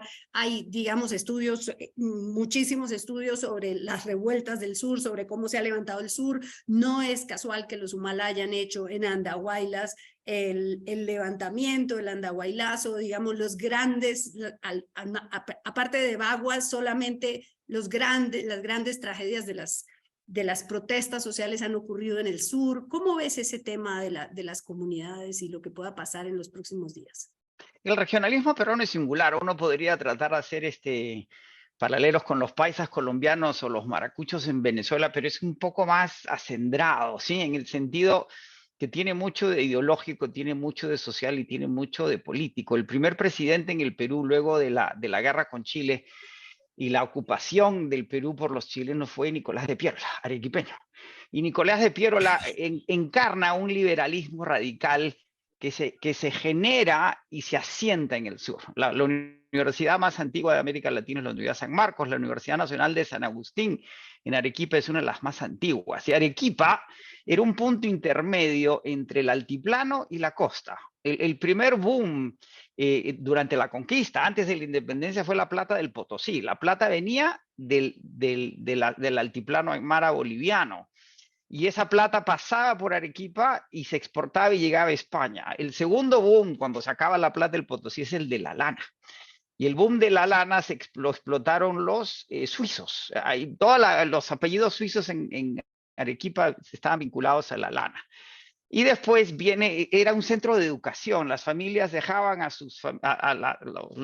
quienes iban a explotar la plata y la lana en Pampagaleras, asentaban las familias y se buscaba educación y estabilidad. Y eso va engendrando este radicalismo intelectual, político arequipeño, zona de revueltas, de un gran fervor civil. Fernando Belaúnde Terry, el presidente golpeado en el 68, el que retorna en el 80 al nuevo ciclo democrático, también es arequipeño. Los intelectuales de derecha más importantes en el Perú son arequipeños, abogados, tierra de abogados, y también lugar de nacimiento de Abimael Guzmán, el fundador de Sendero Luminoso. Guzmán nace en Mollendo en el año 30 y piquito. Mi mamá es de Mollendo, ¿sí? Se educa en Arequipa, en el Colegio La Salle, donde estudié yo, y en la Universidad San Agustín, donde saca su tesis de filosofía. De ahí se va a enseñar a Huamanga y genera la revuelta en Huamanga. Ayacucho es parte de ese sur. ¿Y por qué el sur es la zona más empobrecida? Porque es la parte más alta, la parte andina más alta de América Latina. Si uno ha ido a Puno, que son comerciantes netos, mineros, o sea, hay que entender de dónde viene Evo Morales, la COP boliviana. La oligarquía del norte era más industrialista, más desarrollada. La selva está subdesarrollada. Hacia Cajamarca era un ambiente un poco más desarrollado que el sur. Y ese sur empobrecido hoy día es el centro de la riqueza del Perú. Que hay que entender que el Perú es el segundo productor de cobre en el mundo. Entre Chile y Perú se produce el 40% de cobre en el planeta. China refina el 40% del cobre a nivel global. No se puede entender la transición energética sin el cobre. El cobre está más concentrado actualmente que lo que nunca estuvo el petróleo, ¿sí? Y ese cobre que la gente siente que es parte de la riqueza contemporánea y futura en el Perú se encuentra en esta zona empobrecida e ignorada por el resto de la nación. Ahora, eso va a llegar a una situación como la catalana, en que el sur del Perú se cinda de Lima, difícilmente, pero hay que atender las protestas sociales y la inconformidad social del sur, porque sin ese sur, el sur del Perú se ha convertido, entre otras cosas, en la encrucijada del próximo salto evolutivo en la humanidad. Estamos pasando de un sistema energético basado en combustibles a un sistema energético basado en metales y minerales. La transición energética demanda cantidades masivas de metales y minerales, y el metal básico es el cobre. No hay suficiente cobre en el planeta en términos de lo que vamos a necesitar en las próximas décadas. Por lo tanto, el precio del cobre va a seguir subiendo, y hay una necesidad muy grande de que las compañías que explotan cobre resuelvan los conflictos sociales en el sur del Perú, para que ese cobre pueda ser producido. Esos son los siguientes retos que vienen, y lo que decía Juan Fernando de las actitudes de Dina, las lecturas de Dina, las lecturas del caviarato desde Lima, están totalmente equivocadas en el sur. Y el problema es que en el Perú en particular y en América Latina en general necesitamos pensar en la corrupción desde otra perspectiva, como la entienden los norteamericanos. Los norteamericanos han legalizado la corrupción, la han formalizado de tal manera que sea administrable. Hay dos cosas que no se pueden prohibir en la vida, el sexo y la corrupción. Tienen que ver con la reproducción y la acumulación. Y tenemos mega acumuladores, ¿sí? Y esa acumulación hay que administrarla de tal manera que no sea criminal ni delincuencial. Y les doy un ejemplo, para no tomarles más tiempo. El alcalde, acaban de destituir al gobernador de Arequipa hace unos meses, no sé si más de un año, Clara, que era Cáceres Yica. Cáceres Yica, que era un alcalde, un gobernador muy controvertido, porque era todo un personaje. Pero Cáceres Yica fue alcalde de una provincia que se llama Caylloma. En Caylloma había un estadio. En ese estadio se mandaron comprar 100 butacas que nunca se instalaron. Y Cáceres Yica y dos socios se robaron $7.400 entre los tres. Y lo meten preso por esos $7.400. Y el fiscal ha pedido 9 años por cada uno, o sea que los están condenando a 27 años por $7.400, ¿sí? Es decir, el absurdo es, ¿realmente tiene sentido? ¿Sí? Lo que estamos haciendo a la hija de Castillo le involucran inicialmente por haber recibido $400 de un potencial contratista del Estado, después de una cuenta en el Banco de la Nación, en donde podían haber $30.000, ¿sí? En un momento dado hay algo en el Perú que tampoco funciona. Alan García, en su filosofía del perro del hortelano, en donde privilegió la actividad privada. Alan García en su primer gobierno destruyó el tejido económico del país. En su segundo gobierno destruyó el tejido social. Los conflictos sociales durante el segundo gobierno de García se fueron de 120 mensuales a 320 y nunca bajaron. Bajaron a 200 y piquito y están de nuevo en 300 y pico, ¿sí? Y les redujo el salario a los funcionarios públicos, ¿sí? Yo creo que una de las soluciones en el Perú es, en lugar de malbaratear a los funcionarios públicos y pagarles $1.500 al mes, creo que nos saldría más a cuenta pagarles 5, $10.000 para que dejen de robar $3.000 que nunca han visto, ¿sí? Y acabemos con esta precariedad en la que vivimos. La atención va a seguir. No sé si la atención de Dina Boluarte y de su gabinete estén en lo correcto, pero el rol del sector privado en el Perú es fundamental. Y el rol del sector minero es fundamental. Durante la historia del Perú, la Sociedad Nacional de Industrias, durante el gobierno de Odría, fue clave en generar ciertos mecanismos de modernización con Pedro Beltrán a la cabeza. Previo al gobierno militar y durante los primeros del año gobierno militar fue la Sociedad Nacional de Pesquería con Luis Banquero a la cabeza, que fue un prominente hombre de empresa pesquero en el Perú. Y hoy día la Sociedad Nacional de Minería debería de alguna forma articular esa modernización, pero no tienen un líder. La CONFIEP en la transición democrática, que es el equivalente de la anticolombiana, y hoy día debería ser la Sociedad de Minería, pero todo eso está en convulsión y en transición. No creo, sin embargo, Clara Elvira, que los arequipeños nos independicemos del Perú. No tenemos ni los mecanismos ni las formas, ni creo que la verdadera voluntad más allá del generalizado descontento. Hoy están solo los puneños más fuertes, ¿no? Correcto, y siempre fueron más fuertes. La primera industria que se desarrolla en Arequipa durante la colonia fue la del aguardiente. El aguardiente con el que se embriagaba a los indios para que trabajaran en las minas servilmente se hacía en Arequipa. En el Arequipa hay un serio problema de alcoholismo histórico. Yo tengo muchos amigos alcohólicos del colegio y yo creo que es la maldición de haber embriagado a los indígenas durante la colonia para que sacaran la plata del Potosí. Y el altiplano, los aymaras, que son distintos de los quechuas, son dos grupos importantes. El imperio incaico se funda en el altiplano. La mitología habla de que los fundadores del imperio salieron del lago Titicaca. Son comerciantes natos, son grandes, y Arequipa ya no es arequipeña, es puneña, pero además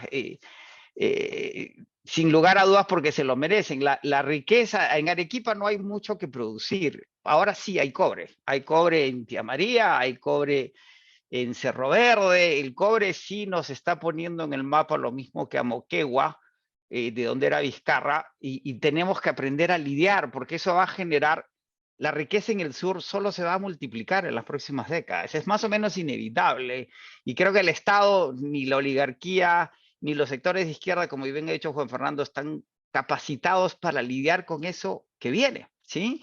E incluso si la fusión nuclear llega a ser la gran alternativa en los próximos 100 años, igual se van a necesitar cantidades masivas de metales y minerales para poder distribuir y ¿cómo se dice? Generación para que la electricidad que genere la fusión nuclear eventualmente llegue a la última milla de los hogares. José Luis tiene la mano levantada hace ratico. Mil gracias, Patricia, mil gracias por la invitación. Creo que estas excelentes presentaciones demuestran el interés que hay por la charla y las 28 personas que hemos estado acá. Un comentario, el comentario sería, ya lo hemos comentado, lo hemos mencionado con anterioridad, que el gravísimo problema del que adolece el Perú en materia de gobernabilidad es el juego del huevo y la gallina. La única forma de solucionarlo realmente es con una cirugía a fondo y no con mejorales o con pastillas para el dolor de cabeza que requerirían eventualmente una constituyente y una reformulación de todo el esquema del sistema político, pero la clase política no lo va a permitir, es decir, seguimos con el cuento del huevo y la gallina, infortunadamente. Mi pregunta va a esto, y ahora que José lo mencionaba, con Juan Fernando y Clara Elvira ya lo hemos hablado con anterioridad. Infortunadamente, alguna vez escuché la frase de que la corrupción no es un problema de los tiempos, sino de los hombres. Y en ese sentido, parodiando a Gaitán en Colombia, él lo decía con el tema del hambre, pero la corrupción, aplicado ese concepto, no tiene color político.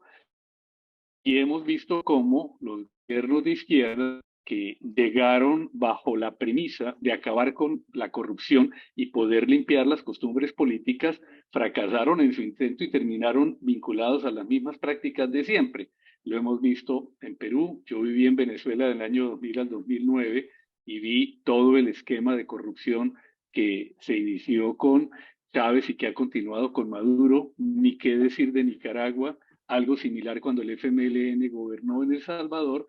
Y mi pregunta concreta sería, en el caso del Perú, las acusaciones que hay contra el presidente Castillo, contra su familia y contra miembros de su gabinete, ¿tienen realmente un trasfondo de credibilidad o fueron otro elemento político utilizado por esa derecha recalcitrante que no quiso dejarlo gobernar en un solo momento?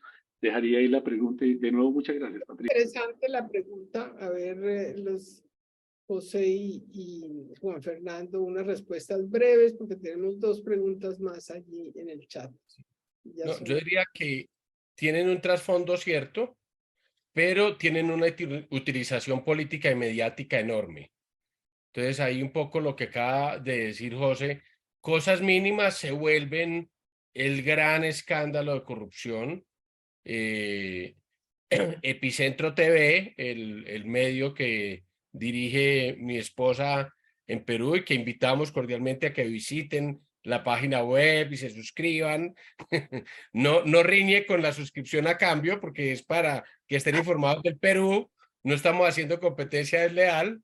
Es uno de los pocos medios que ha, digamos, llamado la atención sobre los ministros del gabinete de Boluarte, porque allí particularmente hay un personaje parece involucrado en cosas de corrupción, pero todos los medios que decían es que la corrupción es lo peor, callados, porque si los que roban son de los nuestros, digamos, no es tan grave, ¿no?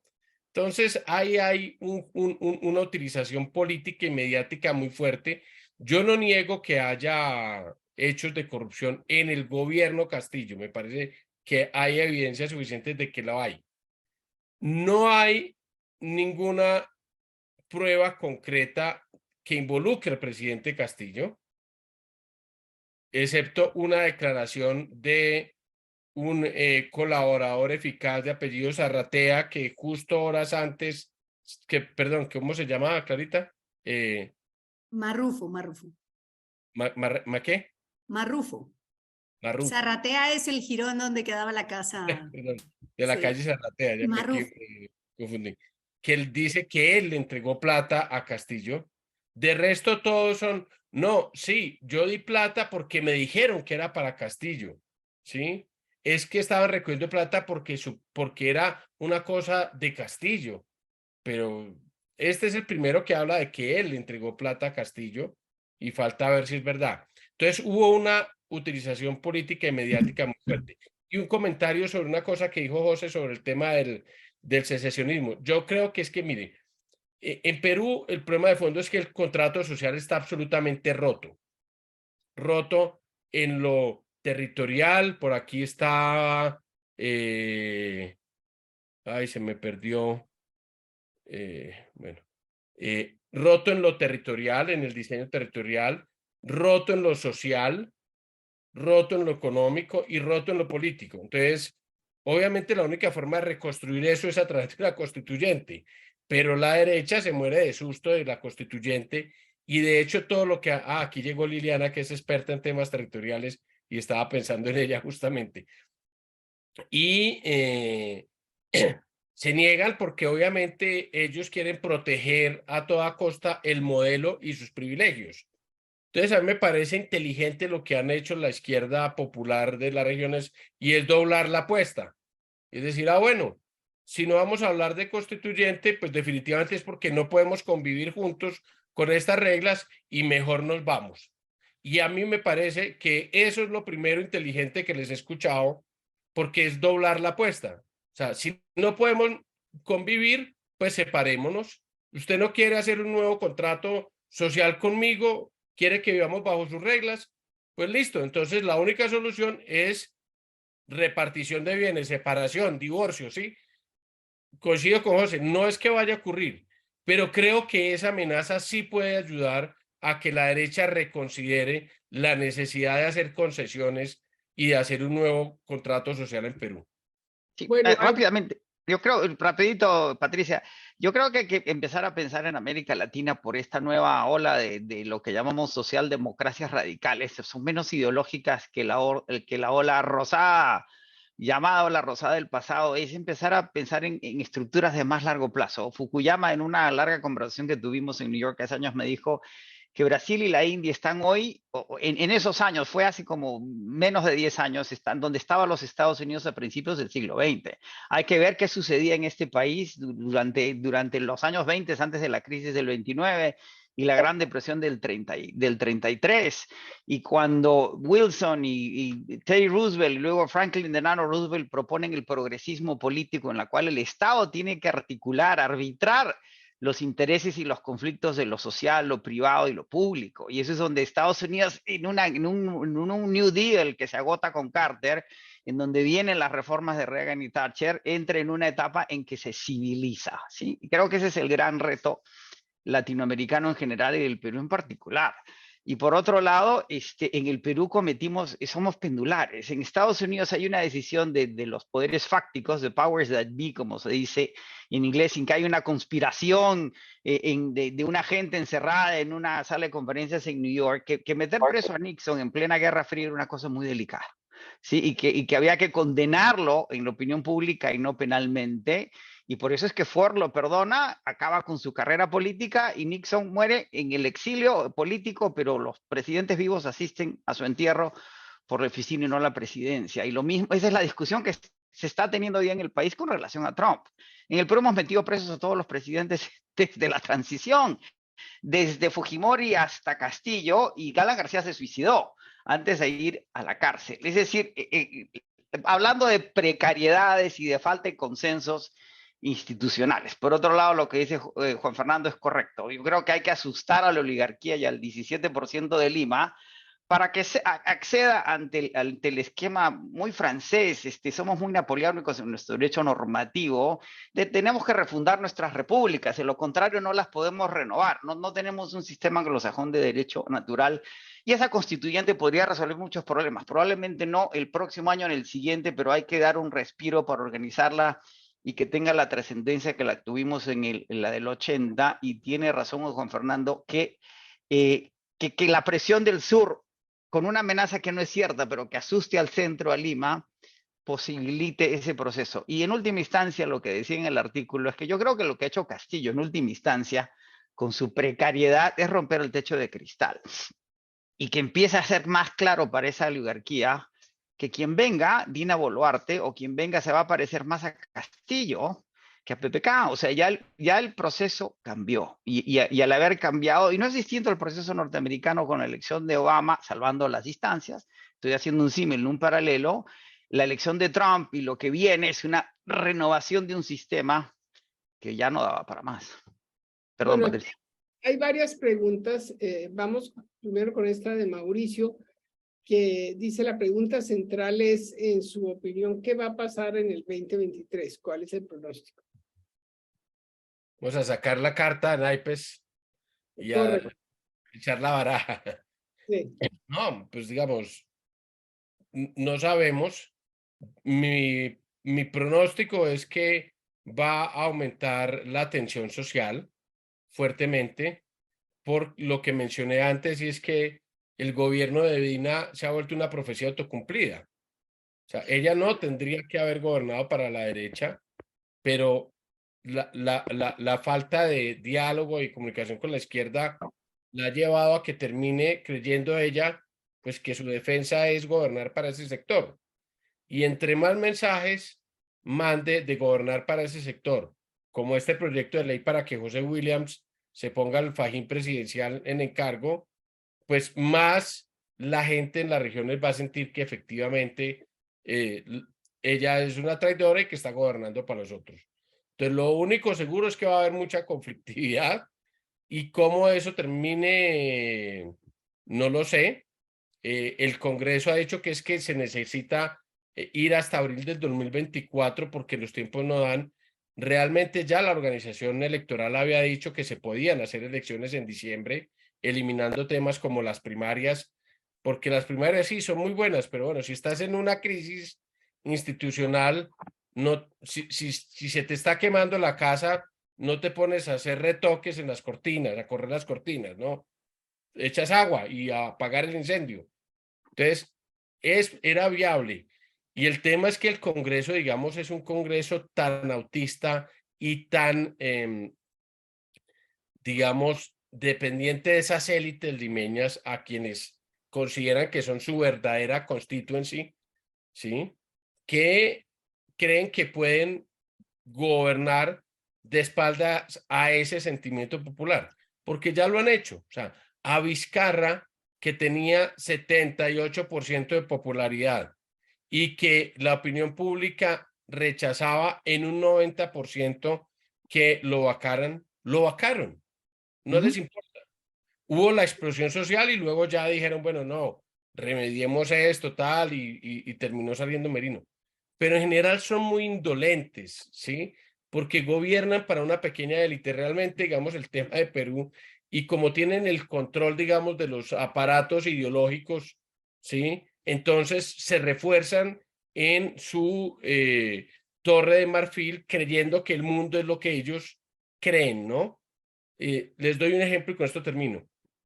Hay una empresa muy importante que lleva analistas a que le hablen a los empresarios. Y los analistas que llevaban, lo digo porque nos enterábamos, eran personas que básicamente les echaban cuentos a los empresarios de lo que realmente ellos querían oír, no de lo que estaba sucediendo. Y esa es la actitud de una gran parte del empresariado. José decía, bueno, la CONFIEP y los mineros deberían tener otra actitud, pero no la tienen porque los domina este otro sector. O sea, un tipo como Bruce McMaster sería un caviar en Perú, ¿sí? Sería un tipo inaceptable, digamos, para esas élites, que un tipo que reconozca que tiene que haber Estado y que tiene que haber impuestos, así discuta el nivel de intervención y el nivel de tributación, pero que parte de esa premisa sea representante de los gremios, ¿sí? Entonces, hay unas diferencias muy fuertes con lo, digamos, con la derecha de acá, y yo creo que el tema ya es que hay que, insisto, digamos, suena un poco cínico desde afuera, pero redoblar la apuesta para que realmente entiendan que tienen que hacer concesiones para integrar al país y hacer un nuevo contrato social. Correcto, y en el caso, ya quisiera Colombia tener la posición fiscal y de solvencia peruana, es impresionante. Ahora, ¿por qué? En la Constitución del 93 hay un artículo constitucional que declara que el Estado es subalterno a la economía. Es impresionante. El Banco Central de Reserva del Perú tiene más poder que la Presidencia de la República con el propio Congreso. Por eso Julio Velarde, presidente del Banco Central de Reserva, tiene casi 24 años. O sea, si yo fuera presidente del Perú, sacaría a Julio Velarde, porque más él ha permitido que se cree un oligopolio. 4 bancos tienen el 98% de la banca en el Perú, el 90% es un número altísimo. Y si uno es una corporación en el Perú solvente, se podía prestar, ya las tasas están subiendo al 2%, pero un préstamo personal era al 90%. Es decir, no estoy diciendo que Julio, es decir, se creó una convivencia entre ciertos intereses privados y el Estado que no funcionan. Por otro lado, lo que están entendiendo las mineras transnacionales es que no pueden explotar el cobre que está bajo tierra por las resistencias sociales de las comunidades alrededor de estas minas, y no son Cocachacra, donde está Tía María, no es una comunidad andina del siglo XIX, es una comunidad ¿cómo se llama?, de agricultores próspera, pero que se resiste al tema de la mina por el uso del agua. ¿Sí? Sí. Déjame decir una cosa, pero ahí hay un tema que también es parte de este, digamos, paradigma de las élites peruanas, y es, sí, y esto lo digo porque hace muchos años, me acuerdo, Cecilia López, tuvimos una conversación y decía, ¿cuál es la función del Estado? ¿Tener plata en el banco, en la reserva, o proveer bienes y servicios públicos? ¿Cuál es la prioridad? Y entonces, claro, cuando tú miras, por ejemplo, el sistema de salud peruano, donde empieza la pandemia y tenían el número de UCIs el 10% de las colombianas, un sistema de salud absolutamente precario, porque no han invertido. Pero tienen un montón de reservas. Entonces, es una pregunta política, ética y económica. Bueno, ¿esa es realmente la mejor forma de utilizar los recursos de un país? Tener buenas reservas internacionales cuando no tienes buen sistema de salud, no tienes buen sistema de educación, no tienes buenas carreteras, teniendo la plata, ¿sí? Entonces, ahí ese mito, digamos, me parece, sí, se acomoda mucho a la lógica, lo que las élites dicen, somos muy fuertes en lo económico, hay que defender el modelo. Pero el modelo, ¿para quién, no? Correcto, y Velarde ha sido una piedra fundamental en este de habilidad y un valor muy importante desde el Estado. Pero no hay exactamente lo que dice Juan Fernando. ¿Para qué acumulamos tanta caja si no la vamos a invertir en los propios peruanos? Ahora, no hay capacidad de gasto tampoco, porque esa misma Constitución del 93 elimina la entidad nacional que estaba encargada de la planificación del gasto, que era el Instituto Nacional de Planificación. En el Perú no hay una entidad desde el Estado que planifique el gasto para el desarrollo futuro. Y por eso es que las regiones y las alcaldías son incapaces de gastar los dineros que les da el Tesoro, la Hacienda, y a la Hacienda y al Tesoro les interesa que no los gasten porque revierten al Tesoro. Y acusan a las entidades locales, regionales, municipales de incompetencia. Cuando hay una incompetencia que ellos mismos no resuelven porque les interesa alimentar el Tesoro. ¿En qué momento eso se revienta? Hay una revolución, los revolucionarios hacen cargo de la caja, lo que pasó en Venezuela con Chávez, es decir, Chávez se gasta todo el Tesoro, se endeuda a la nación y termina en el colapso de la economía venezolana del año 2013 hasta la fecha. Es decir, ¿hasta qué punto el sistema es lo suficientemente inteligente y sofisticado, y en lugar de permitir una revolución, da paso a una reforma y se suma a esa reforma? Así, a mí me decían un empresario importante en Perú, me decía, José, si solo tuviéramos un presidente mediocre, y yo le hacía así, pero ahí está, cuando Castillo tuviera presidente, ahí lo tienes. ¿Por qué no? Si él es incompetente, ¿por qué no le sumas tus competencias? Mira lo que pasó en Colombia cuando gana Petro, y ese tuit de Uribe reconociendo su elección, diciéndole estamos en desacuerdo, estoy parafraseando, pero los dos somos colombianos, desata o impide un conflicto político que hubiera podido ascender. Ese tuit fue fundamental. ¿Por qué en el Perú no tenemos eso? Por lo que venimos discutiendo en la última hora y media, y esa incapacidad de ver más allá de la coyuntura y de que esa solvencia es nuestra y nos la ganamos y la comida peruana es maravillosa, sí, pero eso no le sirve a los puneños ni a los arequipeños ni a la gente en la selva. Es decir, ¿quién permite esa reforma y cómo se permite esa reforma? Hay que creer que en los momentos más difíciles siempre aparecen los liderazgos inesperados. Bueno, aquí hay una pregunta de Gladys Jimeno, que creo que será la última, aunque creo que Liliana Estupiñán había levantado la mano. Y dice Gladys, ¿se puede reconciliar el país y las poblaciones olvidadas y marginadas, campesinos e indígenas, con una democracia, espérate que subió esto, con una democracia gobernada desde los intereses de Lima y el sector del país que ha sido por décadas el beneficiario del desarrollo capitalista y el modelo minero energético? ¿Será posible y real una constituyente que reconcilie? Bueno, digamos, creo que José lo dijo, quizás no en el corto plazo, pero yo creo que, digamos, este pacto social tan roto tiene que terminar con alguna forma que se reconstruya, y no veo otra vía que una constituyente. No sé cuándo será, posiblemente, digamos, podría anticipar que una de las banderas del presidente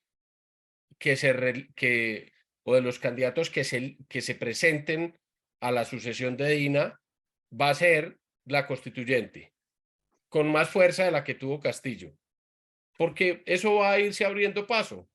Y esta idea de la secesión del sur me parece que es una amenaza que puede hacer que estos, digamos, reaccionarios limeños entiendan que es mejor apuntarle a una reforma y a un proceso de cambios en el que ellos participen y controlen, que seguirse oponiendo a esa reconstrucción del pacto social en el país, ¿no?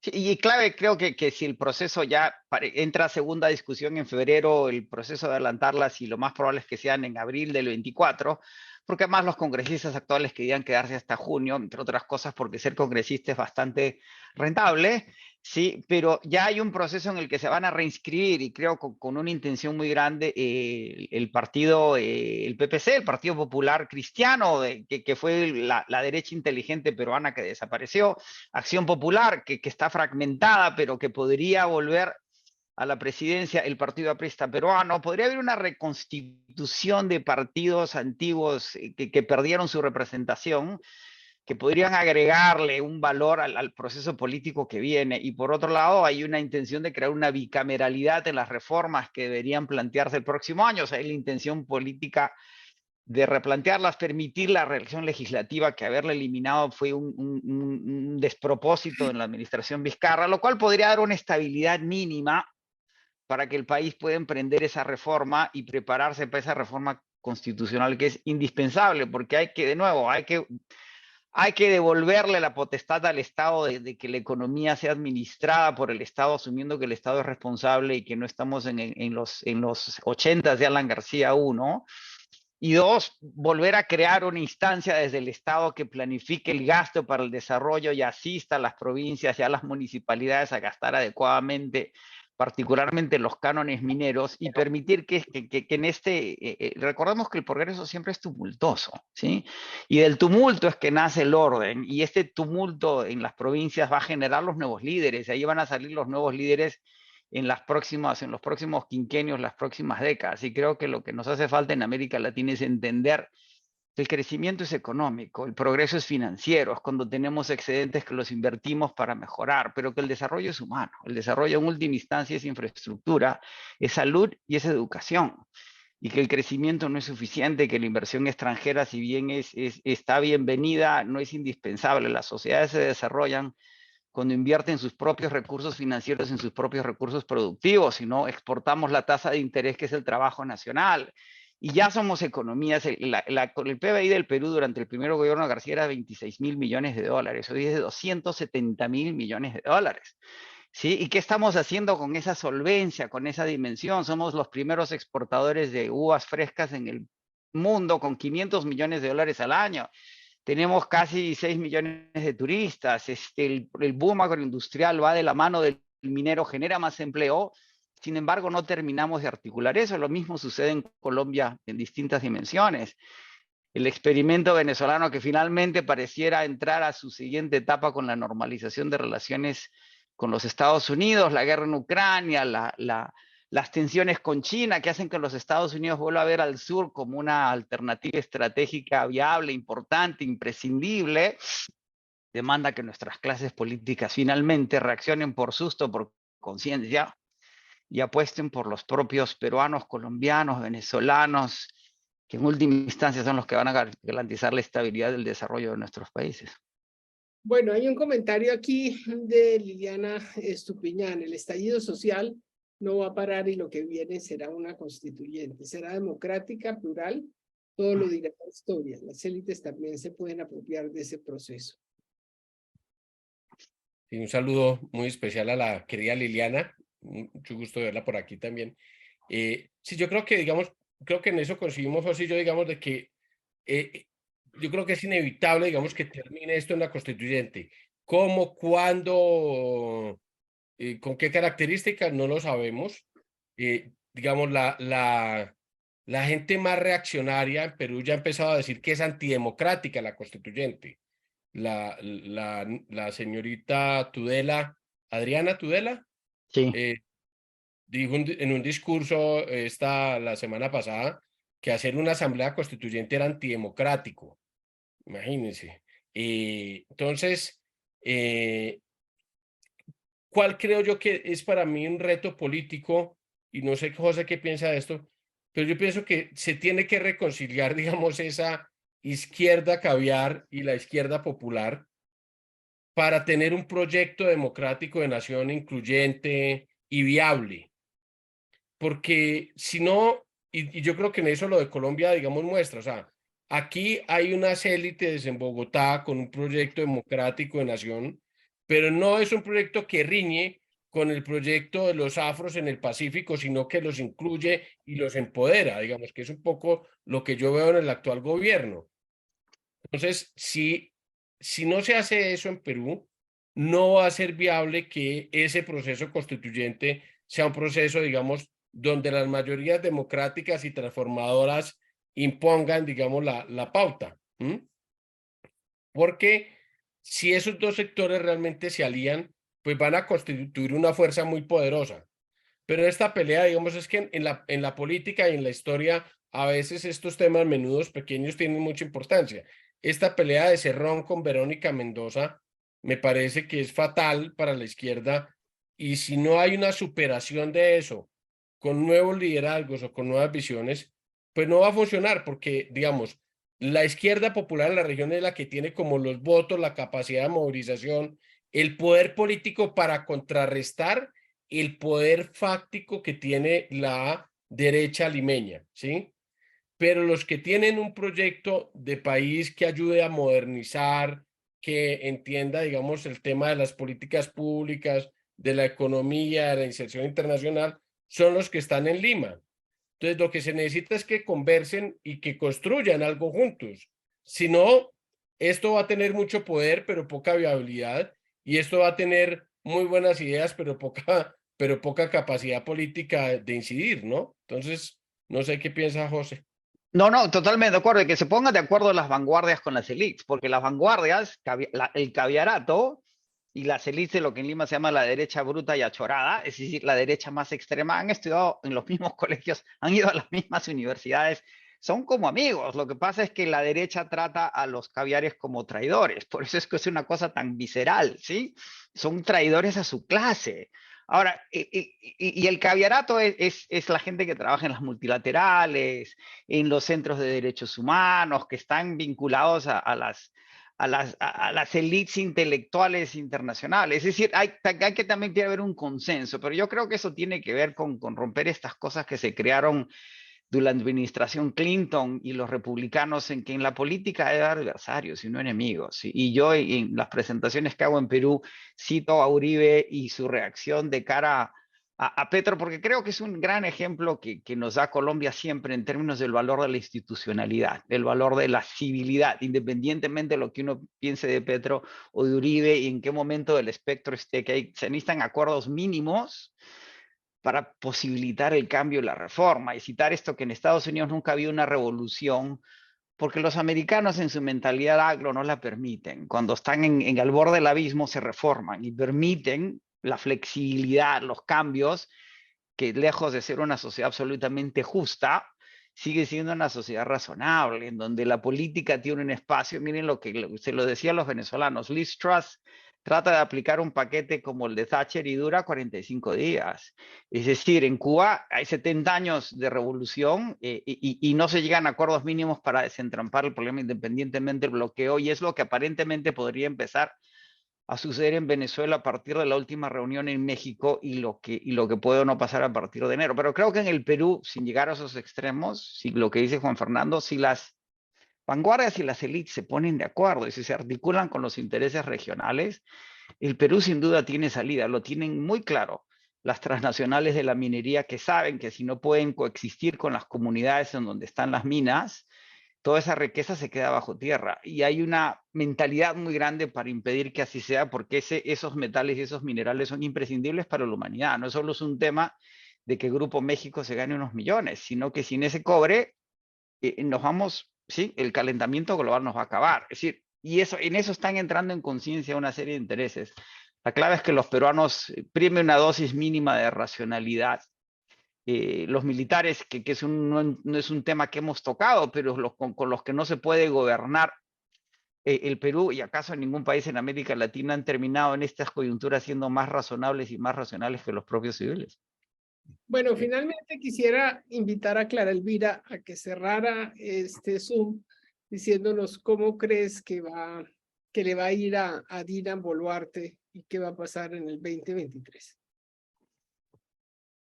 El punto más importante del 2023 es si va a haber elecciones en ese año. Ahora acaba de enviar José Luis en un grupo que tenemos el calendario electoral del año y no aparece Perú. Y no aparece Perú porque hoy está aprobado en primera vuelta en el Congreso unas elecciones para abril del 2024. Pero evidentemente el gran inconformismo de los grupos sociales, de los movimientos sociales, de la izquierda, de estos grupos del sur, de mucha gente, puede hacer que algo más ocurra. Y ese comportamiento de Dina tan cercano a José William Zapata, que tiene que verse en toda su dimensión el hecho de que ella quiera darle una palomita en la presidencia, que eso es lo que parece más ofensivo, digamos, para la gente que no quería que esa derecha gobernara, que no votó para que la derecha gobernara y que un día pueda ver a José William Zapata sentado en el sillón de la presidencia, puede tener un efecto incalculado. Nadie puede saber lo que pasa, porque si en América Latina el largo plazo es 2 meses, en Perú puede ser 3 días. O sea, yo me fui a Washington a una reunión 3 días y en el tercer día Castillo, que no iba a ser vacado, dio un golpe de estado, se cayó y teníamos una nueva presidenta. Entonces, yo creo que hacer predicciones es muy difícil, pero yo me temo que esto no tiene un buen arreglo para el 2023, que la presidenta está siendo muy imprudente, si se quiere, tratando de protegerse con la oposición, con la que fue la oposición, que no ganó las elecciones y que eso puede costarle muy caro. Bueno, pues ya no me resta sino darle las gracias a Juan Fernando, a José, a Clara Elvira, a Álvaro, a José Luis por este Zoom que yo creo que ha sido muy interesante y muy esclarecedor para nosotros los colombianos.